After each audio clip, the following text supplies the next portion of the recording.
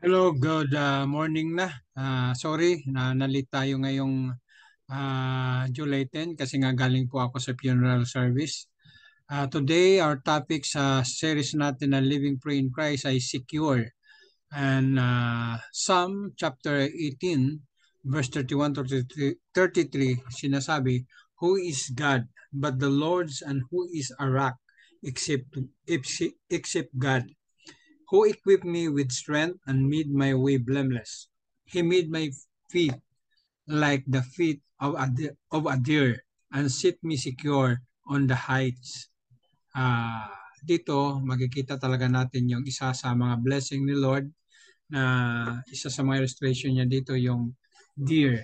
Ang deer po kasi ay talagang provided po yung tumatakbo siya na hinahanap yung tubig. Then makikita natin na kahit nasa high places ang deer tumatawid ay talagang nandoon yung security na iniingatan siya. Parang ito ay parang tumutukoy sa ating buhay na ano man nangyayari sa ating buhay, God knows everything. And for ano po ba yung matutunan natin dito ngayon? Gated communities. Alam mo ba, noong unang panahon talagang iisa lang po ang daanan ng mga communities. Why? Kasi nga sa mga enemies, secure at saka sa mga invasion, yung mga sasakupin siya, nandun yung security system. Yung iba kaya pag may mga kaaway, mayroong smoke and fire, alarms, health, dental, and life insurance. Nandun din po sa ngayon, kung tayo ay mag-apply, mayroon po talagang may maraming pong mga health benefits na tinitingnan ng tao kung magtatrabaho ka. May job security ka ba? Yung nandun ngayon dental, health, and life insurance. Ngayon naman, kaya bakit mayroong mga security? Kasi to identify the tip. And then none of those guarantee inner security. Yes, hindi makagaranti yan sa inner security.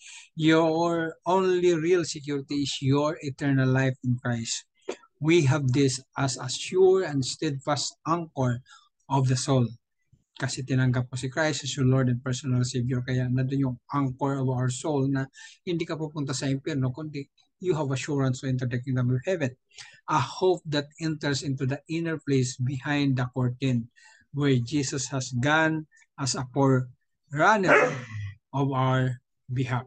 Kaya isang security talaga na you are secure because you have Christ in your heart. And then, sabi nga dito, as you are assured that all things work together for good for those who are called according to His purpose. Sabi ng Book of Romans. Because as a child of God, we have goal, we have purpose in life. You are free from any condemning charge brought against you. Kahit ano pang mga paratang ni Satanas, sasabihin natin, no, I am redeemed and I am forgiven. Kaya sa verse 31 and following, you cannot be separated from the love of God. In verse 35, you have been established, anointed, and sealed by God, who has given you His Spirit in your heart as a guarantee.